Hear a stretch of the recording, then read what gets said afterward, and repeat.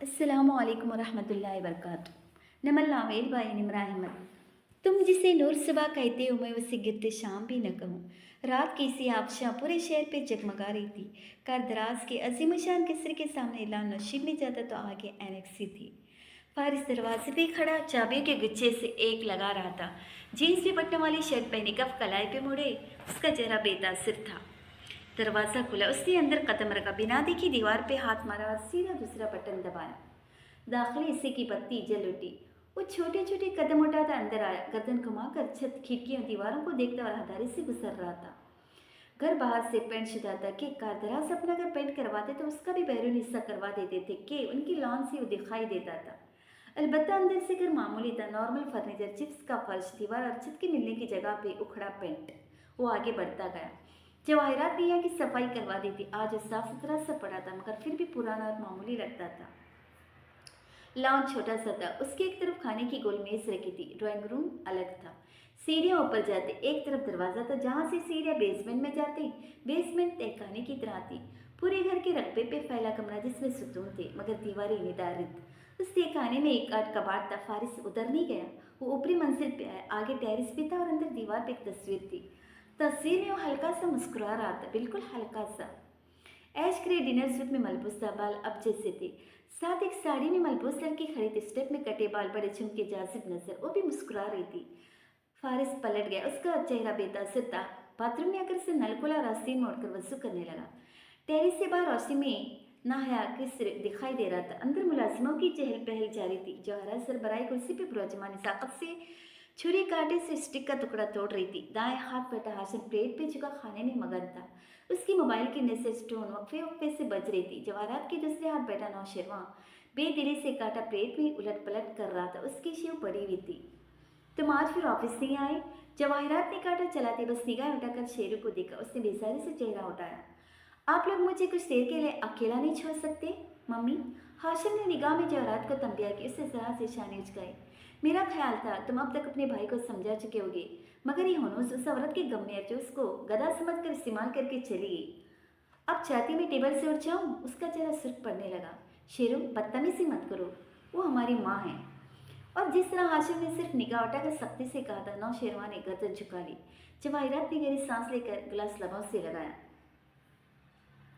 मैं उस दिन का इंतजार कर रही हूँ जब तुम्हें एहसास होगा कि तुम्हारी माँ और तुम्हारा भाई तुम्हें प्रोटेक्ट करने के लिए क्या क्या करते हैं। और ये पूरा हफ्ता हमने तुम्हारा खामखा का गुस्सा बर्दाश्त किया है। तुम हमें मौते इल्ज़ाम ठहरा रहे हो। अगर शादी नहीं और उस नाम पे नौशेरवा की कनपटियाँ फटने करती, कुछ बुरा किया भी तो तुम्हारे भाई के साथ। और जब वो कह रहा है कि उसे संभालेगा तो तुम क्यों अपना खून चला रहे हो? नौशेरवा ने कांटा रख दिया, बस खा चुका था वो। फारिस चला गया। हाशिम ने दानिस्ता माँ को देखते मांसू बदला। वो अभी ठंडे अंदाज में शेरों की मजीद क्लास ले सकती थी मगर हाशिम की मुसलसल निगाह से तंबिया करने पे गहरी सांस लेकर बोली, मेहमान से 4 दिन बाद बदबू आने लगती है, सो आज इसका घर तैयार करवा दिया था। नौशेरवा उठने के लिए परतोल रहा था मगर बहरहाल उसमें इतनी जुरात नहीं थी कि बड़े भाई और माँ के सामने सिंह उठ जाए। हाशिम का मोबाइल फिर बजा। उसने एक हाथ से एक आटा लबा तक ले जाते दूसरे से फ़ोन कान से लगाया। जी आपका काम हो गया था, मैं सुबह केस फाइल आपको भिजवा दूंगा। जी बिल्कुल। उसने प्लेट परे की और दूसरा नंबर मिलाने लगा। हाशिम की हर वक्त बजते फ़ोन की वो आदत थी। जी सिमर कैसी हैं आप? उन दोनों ने चौंकर से फ़ोन पे कहते सुना। मैंने आपको एक केस फाइल का कहा था, वो कॉपी हो गई? अच्छा मैं ड्राइवर को भेज देता हूँ, आपके घर से पिक कर लेगा। उसने रुक कर सुना। आप किधर हैं? खैरियत? शादी की तरफ? अच्छा। हाशिम बात दोहराने का आदि न था मगर चूंकि उसके लिए भी गैर मुतवक्का था सो वो दोहराता गया। निगाह उठाकर शेरू को देखा, वो भुएं पीछे उसे ही देख रहा था। चलिए जब आप वापस आए, अच्छा सुबह वहीं से कौट जाएंगी? ओके कोई मसला नहीं, आप शादी करीब है तो मेरी बात करवा दें। वो कहते हुए अपने छोटे भाई को देख रहा था। जवाहरात भी नमकीन से अलग थपथपाती उधर ही मत हो जाती। क्या हाल है शादी? वो बोला तो आंखों में सर्द मेरी इधर आई। नौशेरवा ने कहकर इस तरह सर झटका। मैं तो बिल्कुल ठीक हूँ। ऐसा है कि सुबह मेरी सेक्रेटरी तुम्हें कॉल करके कल की अपॉइंटमेंट देगी, ज़रूर आना, मैं इंतज़ार करूँगा। कहकर उसने फ़ोन रख दिया।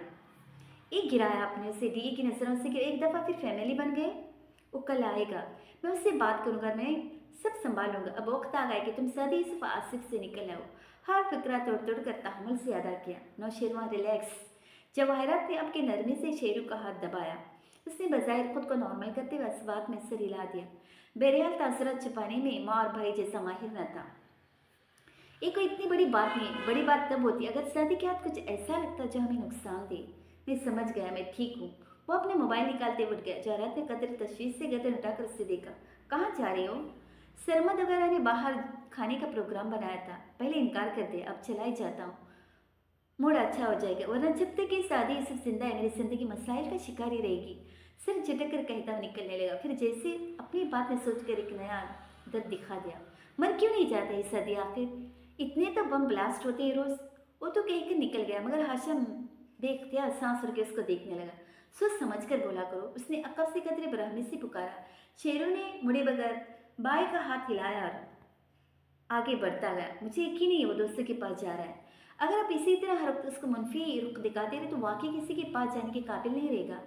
तुम्हारे ख्याल में मैं उसकी भलाई नहीं चाहती? क्या हम सुकून से खाना खा सकते हैं? हाशिम वापस प्लेट की तरफ मतवजा हुआ। श्योर। जौहरात ने नजाकत से शान उचकाई, उंगली से सामने गिरे बाल पीछे किए और घूट घूट जूस पीने लगी। बाप 3 पहला तासुर पहला तारुफ। मोहब्बत साबिर होती है, मोहब्बत मेहरबान होती है। ये हसद नहीं करती, शेखी नहीं बघारती, मगरूर नहीं होती है, तर्श नहीं होती, खुदशनास होती है। जल्द गुस्सा नहीं करती, गलतियों का हिसाब नहीं रखती, बदी में कुछ नहीं होती, सिर्फ सच में तस्कीन पाती है। हमेशा हिफाजत करती है, हमेशा भरोसा करती है, हमेशा उम्मीद रखती है, हमेशा साबित कदम रहती है। मोहब्बत कभी नाकाम नहीं होती, मगर जो पेश गोइयाँ हैं वो ख़त्म हो जाएंगी, जो ज़बानें हैं वो खामोश करा दी जाएंगी, और जो इल्म है वो दम तोड़ जाएगा। अहदनामा जदीद इंजील मुक़द्दस। मरहूम जुल्फ़िकार यूसुफ के छोटे बागीचे वाले घर में उस रात किसी त्यौहार की तरह रौनक बिखरी थी। गोल मेज़ की गिर्द सादी वालिदा और बहन भाई के अलावा वादे के मुताबिक फुप्पो और दादा भी थे, और वे बहुत खुश नजर आ रहे थे। बड़े अब्बा निदरत को ख़ानदान में किसी किस्सा सुनाते इसी बात को अपने माजी की किसी याद से जोड़ते पीछे चले गए थे और अब कोई लंबी सी मिसाल दे रहे थे। बड़े अब्बा असल में इम्तिहानी पर्चों में दी गई इस हिदायत पे अमल करते जो कहती है मंदिर से वाला तस्वीर को मिसालों से वाजिया करिए। उस साथ साथ उनकी हर बात पे तबसरा भी कर रहा था। बड़े अब्बा ने तो कोई तवज्जो न दी। सुमर अलबत्ता मुस्कुराहट दबाए खाना खाती रही। खानी कदरे ला ताल्लुक बैठी सिर्फ सुमर से खा रही थी। जब पता चला कि भाई ने गुर्दा दिया है तो आ गई। अब भाई अच्छा हो गया। और सीम अपने भाई के खाने और बोली के अंदाज की भरपूर नकाली की कोशिश में पुरजोश सा लग रहा था। फुप्पू, मैं इस दफ़ा सेकेंड आया था एग्जाम्स में। मेहमान के सामने तो आवाज़ कितना मासूम और शर्मीला बना लेता था कि हनी ने ताज्जुब से घूरा, मगर वो कहे जा रहा था। और जब लड़का थर्ड आया वो मुझसे आगे बैठा था और पर्ची बनाकर मुझसे पिछले वाले को नकल करवा रहा था, और मैंने उसे सीम यूसुफ, हनी ने इस तरफ से पहलू बदलते टोका। अगर आप हमें अपनी बातों से कुछ देर मुस्तफीद न करें तो कितना अच्छा हो। राज पुराने होने के साथ वस्ती होते जाते हैं। उसके कंधों पे धरा बोझ और भी बढ़ गया।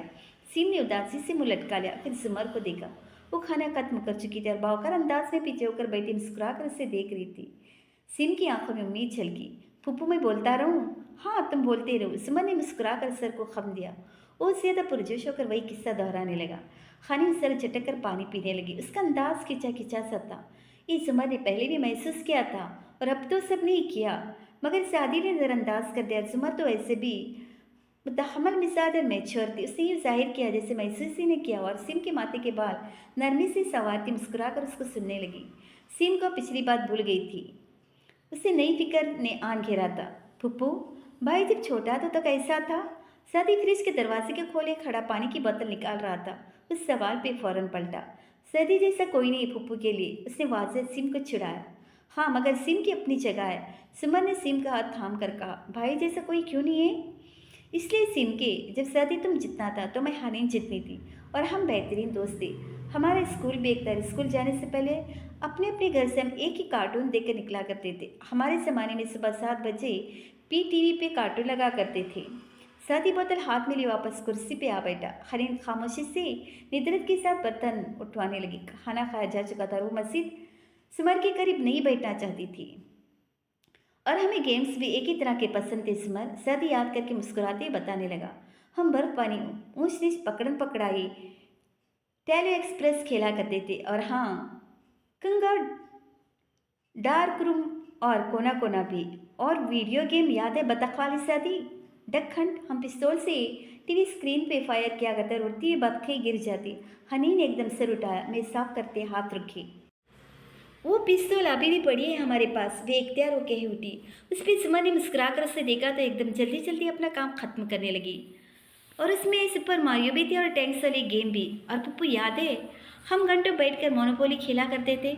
मगर मैं मोनोपोली में हमेशा दिवालिया हो जाता था क्योंकि पप्पू इतनी अच्छी प्लानर थे कि सारी बेहतरीन ज़मीनें खरीद लेते हैं और मैं ठहरा जज्बाती और नाकाम भला मेरी गोद जेल में ही फंसी रहती। और सदी एक कार्ड गेम भी तो हम खेलते थे, रंग बिरंगे कार्ड जिन पे नंबर लिखे होते थे। सुमन ने याद करने की कोशिश की। हनीन जो वापस आ गई थी फिर से खुद पे काबू न रख सकी, बिना सोचे समझे बोली, वो ओनो थी, हमारे पास अभी भी पड़ी है। अच्छा वाकई तुम्हें बहुत पसंद थी हनीन, मुझे याद है। और तुम्हें समझो अखड़ वक्कड़ टाइप की गेम्स भी बहुत पसंद थे। सुमन अब रुख बिल्कुल हनीन की तरफ मोड़ कर बोली तो हनीन की लबों पे एक भोली बसरी मुस्कुराहट आ ठहरी। और आपको ऐनक वाला जिन बहुत पसंद था। खैर मुझे तो नसूर पसंद था। नसूर के बारे में अपनी फीलिंग्स छुपाने की बिल्कुल कायल नहीं हूँ। हनीन की मुस्कुराहट और भी बढ़ी। और आपको धुआं ड्रामा भी बहुत पसंद था, हमारे पास कैसेट सेंस की। और आप हर दफ़ा दाऊद के मरने के सीन पे उठकर चली जाया करती थी। वो हनीन, मैं तो इस समझने से कासिर के ड्रामा निगार उसी किरदार को क्यों मार देता है जिसको हम पसंद करते हैं। हनी ने नफरी में सर हिलाया।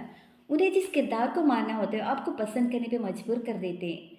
पुप्पू मुझे भी उन्हों खेलने आते, क्या हम खेलें। सीन से ज़्यादा देर नज़रअंदाज होना बर्दाश्त नहीं हुआ। हनी चौंकी, फिर मुस्कुराहट धीमी हुई, ज़रा पीछे होकर बैठी। वो किस खुशी में इतना बोली जा रही थी भला, खुद को डांटा। हाँ ओनो खेलते। सादी ने उसका बगौर देखते दरमियान का रास्ता निकाला। जाओ हिना, ओनो ले आओ, मगर कार्ड्स मैं शफल करूँगा, याद है पुप्पू। हिना अपने घुटने के नीचे ड्राफर के चारों कार्ड पहले ही छुपा लेती थी, इसलिए मैं कभी भी नहीं जीतता था। मुझे आज एहसास हो रहा है कि मैं सारे गेम हमेशा हार जाता हूँ। इसलिए हिना तुम अपनी चीटिंग करने की सलाहियतों से बाज रहना। मस्ती में नाराज़ी से उसने हनीन को देखते हुए कहा। मगर हनीन जुल्फ़िकार यूसुफ खान बिल्कुल साख्त रह गई। शादी को बेयकीनी से देखते उसकी निगाहें पतरा गई, रंगत सफ़ेद पड़ी जैसे कोई बर्फ़ का मुजस्सिमा हो। मैं चीटिंग नहीं करती भाई, उसने इतनी बेकनी से उसे देखते कहा था कि शादी की मुस्कुराहट गायब हुई। हनी ने एकदम खड़ी हुई। सुमन ने भी सिर उठाकर उसे देखा। मैं कार्ड्स लाती हूँ। वो मुड़ गई। शादी फौरन उसके पीछे लपका। आई एम सॉरी, मेरा मतलब नहीं था। उस शादी के कमरे में स्टडी टेबल के सामने खड़ी थी जब वो उसके सामने आया। हनी सिर हिलाकर झुककर दराज खोलने लगी। मुझे पता है तुम कभी चीटिंग नहीं कर सकती, मैं सिर्फ मजाक कर रहा था। I know. उसने कार्ड्स निकाले और दराज बंद करके सीधी हुई। वो उसी तरह फिक्रमंदी से अपनी बहन को देख रहा था जिसकी रंगत घुनो सफ़ेद थी। हनीन, हमारा मसला सिर्फ एक शख्स होता है और वो हम शख्स हम खुद होते हैं। मुझे पता है भाई। उसने सिर हिलाकर फीका सा मुस्कुराने की कोशिश की, फिर मुड़ी तो एकदम कदम जंजीर हुई। सदी का लैपटॉप खुला पड़ा था। सुमर के आने से कबल वो जो काम कर रहा था वो यूं ही रखा था। स्क्रीन पे नंबर चल रहे थे ऊपर नीचे। हनीन की आंखों की पुतलियां सुकड़ी। उससे चेहरा जरा आगे क्या। एक हाथ ने धप से लैपटॉप स्क्रीन को कीबोर्ड पे गिरा दिया। उसने चौंककर भाई को देखा। उन्हों को देर नहीं कराते गुनाह मिलता है। मगर वो यूं ही शादी को देखती रही। उसकी आंखों में उलझन शक सब कुछ था। भाई आप क्या कह रहे हैं। मगर इस उम्र बुदरिया आ रही थी। सादी हाशिम कहते उसने फ़ोन पकड़ाया। सादी ने गड़बड़ाकर फ़ोन थामा। चेहरे से वो खुशगवार तासुरात गायब हुए और उनकी जगह संजीदगी ने ले ली। जी ओके। उसने फ़ोन बंद किया तो हनीन तेज़ी से बोली, क्या कह रहे थे, मतलब उस दिन के लिए माजरत कर रहे थे। सादी लम्हे भर को रुका। हाशिम ने कहा था कि उसकी सेक्रेटरी सुबह कॉल करके उससे मुलाकात का वक्त दे देगी, मगर चूँकि उसका फ़िलहाल हाशिम से मिलने का कोई इरादा न था इसलिए उसने हाँ कहकर बात ख़त्म कर दी। आप गेम शुरू करें, मैं आती हूँ। वो वहाँ से निकले। अपने पीछे से सादिया और सिमर बातें करते राहदारी में आगे जाते महसूस हुई। मगर वो अपने और सिम के मुश्तरिका कमरे में आई जहाँ आज पुप्पा और उससे रहना था। दरवाज़ा बंद किया, अलमारी खोली। कपड़ों का माउंट एवरेस्ट आज नहीं गिरा क्योंकि सुबह अम्मी ने अलमारी जमाई थी। वो जूतों के खाने पे झुकी, चंद डब्बे बाहर निकाले, फिर हाथ डालकर कोने में रखा एक नन्हा मखमली डब्बा निकाला। सुनहरी मखमल को डिब्बा खोलने से पहले उसने बहुत देर सोचा। इतनी देर के हाथ चलो गए और फिर उसने खोल ही दिया। अंदर सुनहरी मखमल पे एक सुनहरी चेन वाला लॉकेट रखा था, मगर किसी सोने चांदी की जगह उस जंजीर में सिया हीरे की शक्ल का स्टोन पिरोया था जिसके ऊपर सुनहरी रूप में एंड सेवर आफ्टर कुनंदा था। ये शादी की चेन का जुड़वा था। उसने जंजीर को होले से छुआ मगर फिर हाथ हटा लिया, जैसे करंट के नंगे तार को छू लिया हो। सिर झटक कर डिब्बा बंद किया। उसे फेंकने वाले अंदाज में निचले खाने में डाला, जूतों के डिब्बे अंदर रखे और जोर से अलमारी बंद की।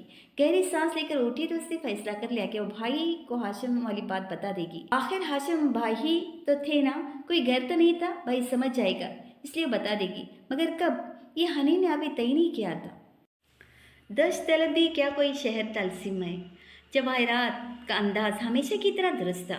नौशेरवा दोस्तों की तरफ नहीं गया था। वो उस पुरौनक मार्केट में आ गया था जहाँ रात में भी दिन का समा था। जो निट्टू कंटेजस आजकल लौटे जा रहे थे, उसका सामान यहाँ कोड़ियों के भाव बिक रहा था। पठान और बाकी मुकामी दुकानदार उस बात से कतन बेनियाज के वो जो बेच रहे हैं वो बेहद कीमती ब्रांडेड अच्छे हैं, बहुत मज़े से भावताओं में मसरूफ़ थे।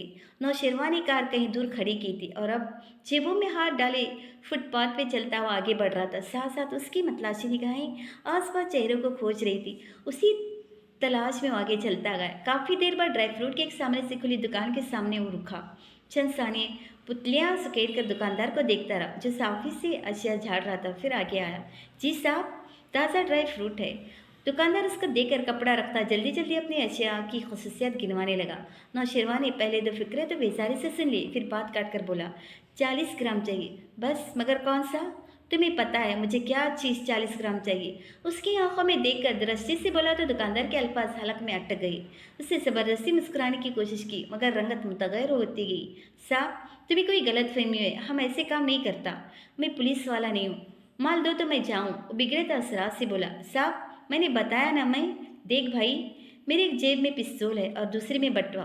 मैं तुझे कौन सी जेब दिखाऊं जो तुम मेरी बात सुनेगा? कहते साथ उसने शर्ट का किनारा तिरछा कर पहली जेब में और सा पिस्तौल जरा सा झलका। दुकानदार ने हाथ उठाकर सर इस बात में लाया। गुलाबी वाली कायदे आजम चलेंगे, अंदर आओ और बताओ कौन सा चाहिए। नौशेरवा सजया मुस्कुराया और उसके पीछे अंदर चला गया।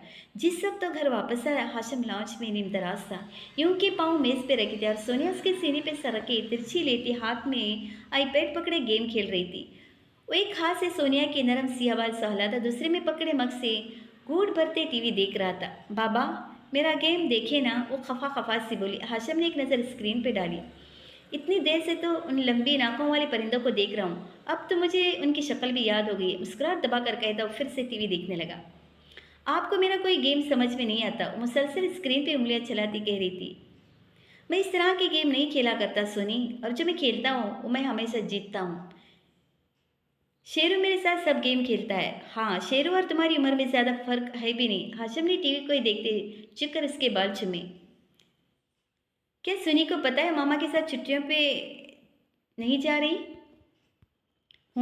वो गेम में मसरूफ़ थी। गुड। मेरी तो एक बाग मेरे दो एक काम खत्म हो जाए, फिर बाबा और सोनी छुट्टियों पे जाएंगे, ठीक? और शेरू भी जाएगा और मामा भी और मम्मी भी। मामा के अलावा सब जाएंगे। मामा के साथ सोनिया सर्दियों में चली जाएगी। ओके, उससे सर हिला दिया। ये मुश्किल होता जा रहा था। तभी हाशिम की निगाह अंदर आते शेरू पे पड़ी, जो निगाह मिलाए बगैर सीढ़ियों की तरफ बढ़ रहा था। हाशिम ने उससे पुकारा, हो सकता है कल शादी आई, मैं चाहूँगा तुम मेरे साथ हो तब। नौशेरवा पहले सीने पे रुका, मुड़ा नहीं, ऐसा सीखा। ओके। कैसा है सरमद? उसके भाई का केस का क्या बना? बगौर उसे देखते हुए मग से घूंट भरा। उसे भी जवाहरात की तरह यकीन था कि शेरू दोस्त के पास नहीं गया।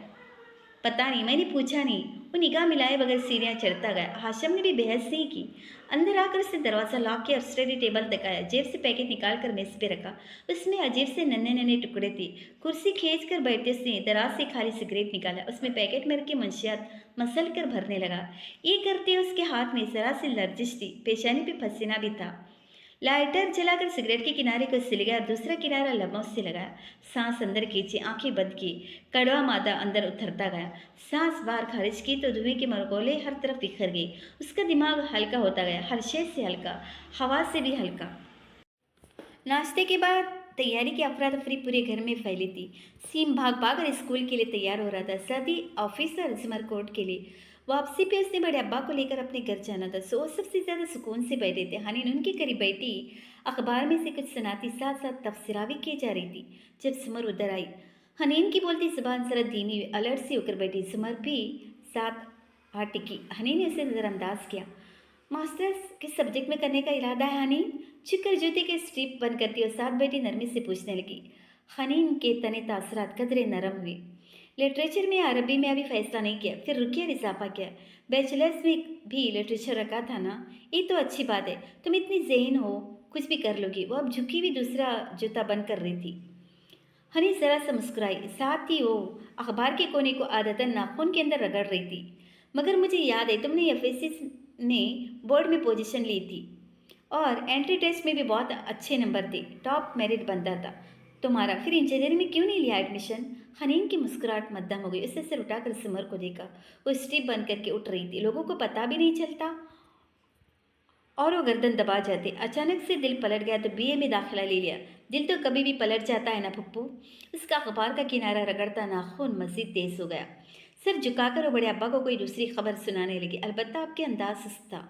सुमर ने जाते जाते मुड़कर उससे देखा। ये आखिरी फिक्रा कहते उसकी आवाज़ में न तंज था न तलखी, बस अजीब सी उदासी थी। और अदालत से गुजर कर शादी के कमरे के दरवाजे तक आई तो आईने के सामने खड़ा नजर आ रहा था। कॉलर उखड़े हुए ऊपर खड़े थे और वो टाई की ग्रा लगा रहा था। सुमन जरा सा मुस्कुराई। दरवाज़ा होले से बजाया। तो तुम्हारा कोई ऑफिस भी है? ग्रा खींच कर ऊपर ले जाते हुए खफकी से पलटा और कॉलर दुरुस्त की। 2 साल में पहली दफ़ा छुट्टी ली, वो भी सिर्फ 2 हफ्ते की। और बाद से चपरासी तक हर बंदा गुजरते गुजरते ताना दे जाता है। आप तो ऐसे मत करें। वो और इतनी लंबी छुट्टी क्यों ली? सादी चुप हो गया। जिस पे आखिरी दिनों में प्रेशर डालना था, मामू को निकलवाना था, हाशिम भाई का लैपटॉप हैक करना था, जिसका मौका आपकी तवज्जो से मिल गया। रब उन फाइल्स को खोला मगर छुट्टी खत्म। ये सब सिर्फ सोचा। जब बोला तो महज इतना, कुछ रिसर्च वर्क कर रहा था, उसी को मुकम्मल करना था। चलो फिर वीकेंड पे मिलने का प्लान करते हैं। जी आप तो शादी में नहीं आएंगे ना? उससे सरसरी सा जिक्र छेड़ा। वो जो मुड़ने लगी थी चौंक गई। किसकी शादी? अब पूरा रिश्ता मालूम नहीं, मगर जिस लड़के की शादी है वो हमारा भी रिश्तेदार है और उस हमाद का भी। हमाद और किरण इसलिए तो आए हुए हैं ऑस्ट्रेलिया से। वो भी होंगे शादी पे और किरण कारदार खानदान को बिलखुसूस बुलवाएगी। वो सब भी होंगे।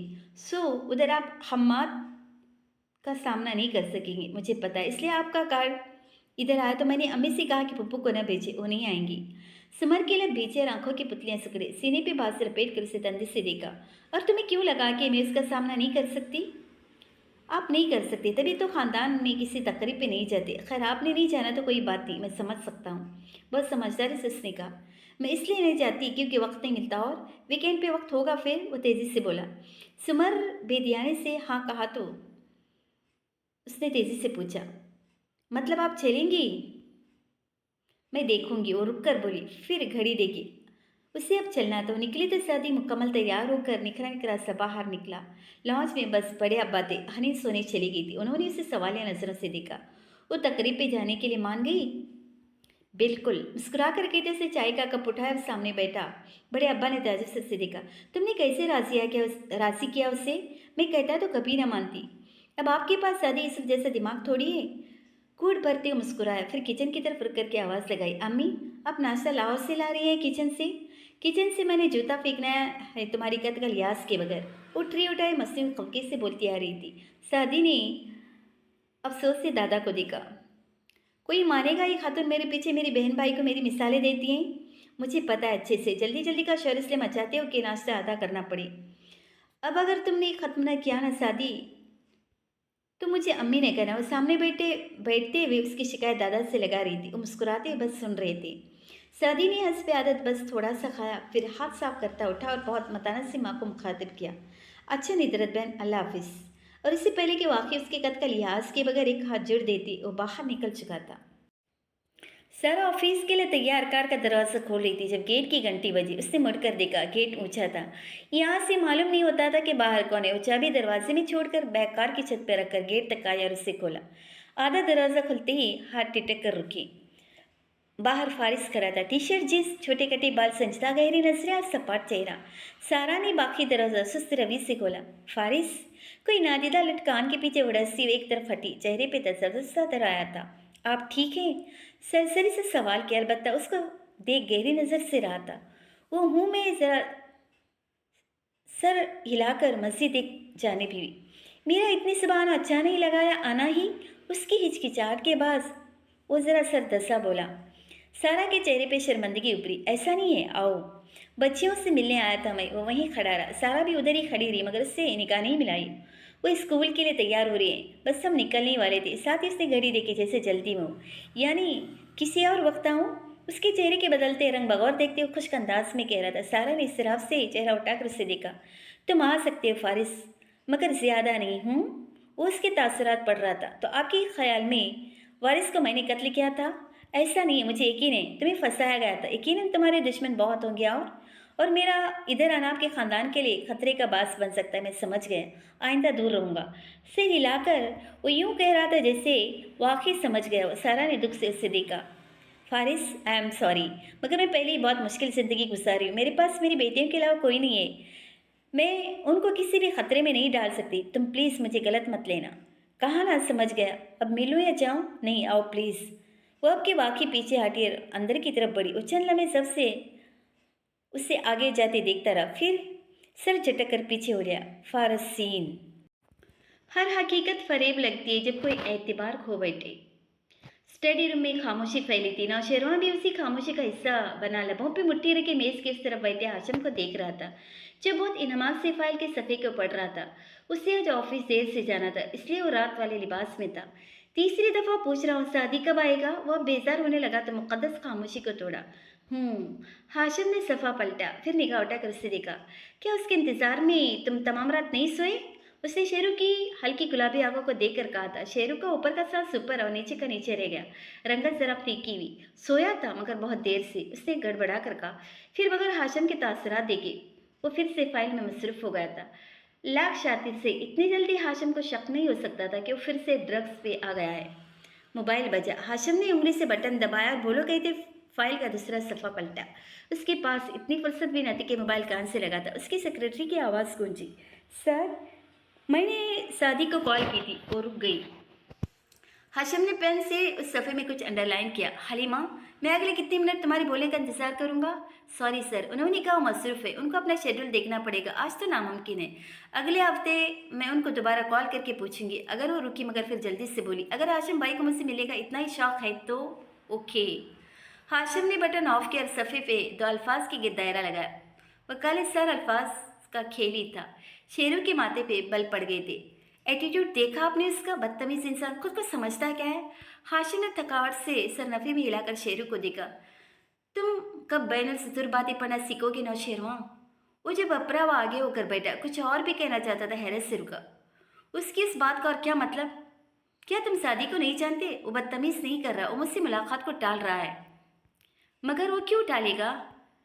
जब उसको कोई मतफन सबूत मिलेगा तो सबसे पहले मेरे पास आएगा। साफ बात है, उससे मेरी फाइल्स नहीं खुली। बगैर सबूत के मेरा सामना नहीं करना चाहेगा। फाइल्स को खोलने के लिए उससे वक्त चाहिए, और अगर उससे फाइल्स खोलने नहीं खुलेंगी। हाशिम ने इत्मीनान से कहते हो फाइल स्टैंड पर रखी, पलंदे पे डाली और लैपटॉप अपने करीब किया। सदी कभी भी कंप्यूटर्स के साथ अच्छा नहीं था। मेरे कंप्यूटर की हार्ड ड्राइव को अपनी किसी डिवाइस से रिमोटली एक्सेस तो कर सकता है, मगर फाइल्स पे लगे ताले खोलने के लिए वो ऐसे प्रोग्राम्स इस्तेमाल करेगा जो ताला तोड़ नहीं सकते। मगर उसमें बारी बारी हज़ारों चाबियाँ लगाकर देखते हैं कि शायद कोई चाबी लग जाए। और जब आधे सफ़र में भी ताला नहीं खुलता है तो फ्रस्ट्रेशन का शिकार शख्स जोर जोर से चाबी घुमाता है। उसके बाद पता है क्या होता है शेरू? वो हल्का सा मुस्कुराया। गलत चाबी ताले में टूट जाती है और टूटी चाबी वाला लॉक फिर सही चाबी से खुलने के काबिल ही नहीं रहता। और अगर तुम्हारी गुलिस्तान शादी खत्म हो चुकी हो तो मैं काम कर लूँ? शेरू माथे पे बल ले उठा। मेज़ पे जरा अपना मोबाइल भी उठाया। उधर उसने अपने मोबाइल को देखा, उधर हाशिम ने उसकी निगाहों को। फिर हाशिम ने संजीदगी से हाथ बढ़ाया। फ़ोन दो। शेरू ने नासमझी से फ़ोन उसे पकड़ाया। हाशिम ने स्क्रीन को चंद दफ़ा दबाया। इस शादी का नंबर है। स्क्रीन शेरू को दिखाई और फ़ोन फिर अपने सामने कर लिया। और ये हो गया, शादी का नंबर डिलीट। दोबारा स्क्रीन लहराई। नौशेरवां का मुंह खुल गया। भाई, मगर तुम मेरी स्टडी से निकल कर उसे कॉल करने और उस पर गुस्सा करने का सोच रहे थे ना? बिल्कुल भी इनकार मत करना। और मुझे मालूम है तुम उसका नंबर कहीं से दोबारा भी ले सकते हो, मगर मैं तुम्हें ये बताने की कोशिश कर रहा हूँ कि अगर तुमने शादी को छेड़ कर मेरे लिए कोई मुसीबत खड़ी की तो मैं तुम्हारे साथ कितनी सख्ती से पेश आ सकता हूँ। उसका फ़ोन अपनी दराज में डालते हुए कच्चे से कह रहा था। शेरू ने खफकी से उसे देखा, फिर ओके कहकर मुड़ गया। और नाश्ते के लिए जाते फेना से कह देना कि आज के सारे खाने तुम्हें तुम्हारे कमरे में पहुँचाए, क्योंकि आज के दिन तुम घर से बाहर नहीं निकलोगे। वो कोई दूसरी किताब खोलते हुए कह रहा था। शेरू हक्का बुक्का सा पलटा। मैं 25 साल का हूँ भाई, उसने एहतिजाजन दबा दबा सका। और मैं 37 का। क्या मुझे दोबारा दोहराने की ज़रूरत है कि तुम आज के लिए ग्राउंडेड हो? अब्रू उठाकर एक सख्त निगाह उस पर डालते हाशिम ने पूछा। शेरू के हिसाब ढीले पड़ गए। सॉरी भाई, मैं उसे अप्रोच नहीं करूँगा, और मैं इस बात पे कल सुबह यकीन करूँगा। फियोना से कहो मेरा नाश्ता यहीं पहुँचा दे, मैं ऑफिस देर से जाऊँगा। शेरू ने मुंह बनाकर दरवाज़ा खोला और बाहर निकल गया। उसके निकलते ही हाशिम ने बंद दरवाजे को देखा और हल्का सा मुस्कुराकर सर झटका। एक कब बड़ा होगा। वापस किताब की तरफ मुतवज्जह होते वो लम्हे भर को रुका, चेहरा उठाकर इधर उधर देखा। स्टडी के रैक्स, किताबें, लैम्प्स, एक अजीब सी नॉस्टैल्जिया ने हाशिम को अपनी गिरफ्त में ले लिया। किताब पढ़े करके उसने पीछे टेक लगाया और कलम हाथों में घुमाते उन दोनों दीवार को देखने लगा। उसकी आंखों में गहरी सोच थी। फिर उसने अपना मोबाइल निकाला और जैसे रेत में दबा कोई गश्ता संदूक ढूंढ रहा हो, शादी का नंबर तलाश किया। फ़ोन कहाँ से लगाकर वो घंटे जाते सुनता रहा। जी हाशिम भाई। वो आज भी इसकी कॉल रिजेक्ट नहीं कर सकता था। हाशिम के लबों पर मुस्कुराहट दर आई। तुमने आने से इनकार क्यों कर दिया? वो दोस्ताना अंदाज में पूछ रहा था। वो चलने में खामोश रहा। आज ऑफिस दोबारा स्टार्ट किए तो अभी निकलना मुश्किल होगा। तुम चाहो तो मैं तुम्हारे ऑफिस आ जाता हूँ, नरमी से बोला। आप मुझसे क्यों मिलना चाहते हैं हाशिम भाई? क्योंकि मुझे लगता है तुम बदल गए हो, वक्त बदल गया है, वो हताश सा बोल रहा था। हाशिम ने 2 उंगलियों से आंखें मस लीं, नाक की हड्डी को चटकी में लिया, फिर गहरी सांस ली। वक्त भी वही है, मैं भी वही, और तुम भी। शायद हमारे दरमियान कोई गलत फहमी आ गई है, मैं वो दूर करना चाहता हूँ। मुझे कोई गलत फहमी नहीं है। उसे तो यकीन था। हाशिम खामोश हो गया। चलने में स्टडी की खामोशी उन दोनों को बोलने पर मजबूर करती रही, मगर दोनों चुप रहे। शादी, क्या हम वापस जा सकते हैं अच्छे वक्तों में वापस, जब हमारे दरमियान इज्जुमानी बातें नहीं हुआ करती थी? तुम रात के 1 बजे भी मेरे कॉल पे चले आते थे। जब तुम मुझे हाशिम भाई कहा करते थे तो दिल से कहते थे, क्या कोई रास्ता बचा है शादी? शायद नहीं। हाशिम ने मोबाइल बंद करके मेज पे डाल दिया। स्टडी के इधर दीवार फिर से बोलने लगी। उसकी समातों में अच्छे वक्तों की बास गश सुनाई देने लगी। बमुश्किल उन सबको जहन से झटकता हाशिम सीधा और किताब फिर से खोल ली। दूसरी तरफ अपने ऑफिस में लैपटॉप के सामने सोच में गुम बैठा साथी अभी तक मोबाइल को तक रहा था। फिर वो भी हर चीज़ को जहन से झटकता सीधा और लैपटॉप करीब किया, गर्दन ऊंची करके आगे पीछे का जायजा भी ले लिया और फिर अपना प्रोग्राम देखा जो अभी तक चल रहा था। नाकामी दर नाकामी उसे शदीद फ्रस्ट्रेशन हुई। मुस्तरफ से अंदाज में चंद एक केस दबाई, प्रोग्राम से एक साथ 2-3 काम करवाने की कोशिश की और स्क्रीन पे चलता बुझता निशान जगमगाने लगा। उससे दोबारा छेड़छाड़ की और प्रोग्राम क्रिप्ट हो गया। पार्टी की सारी मेहनत ज़ाया चली गई। चाबी लॉक में टूट गई थी, सब बर्बाद हो गया। फाइल्स डैमेज हो चुकी थी और अब कोई भी चीज़ को रिकॉर नहीं कर सकती थी। उसने सिर दोनों हाथों में थाम लिया। वो वाकई कंप्यूटर्स के साथ अच्छा न था और वो बगैर सबूत के किसी से भी मदद भी नहीं मांग सकता था। अब वो क्या करे? उसने सिर उठाकर अपने ऑफिस को अचंभी नज़र से फीकी पड़ती रंगत के साथ देखा। दोबारा से हाशिम का कंप्यूटर नामुमकिन। अब तो हाशिम उसको अपने करीब न फटकने दे। और एक वक्त था जब उसने याद करने की कोशिश की। अच्छे वक्तों की सारी कहानियाँ फिजा में आज भी अनमिनट रोशनाई से लिखी थी।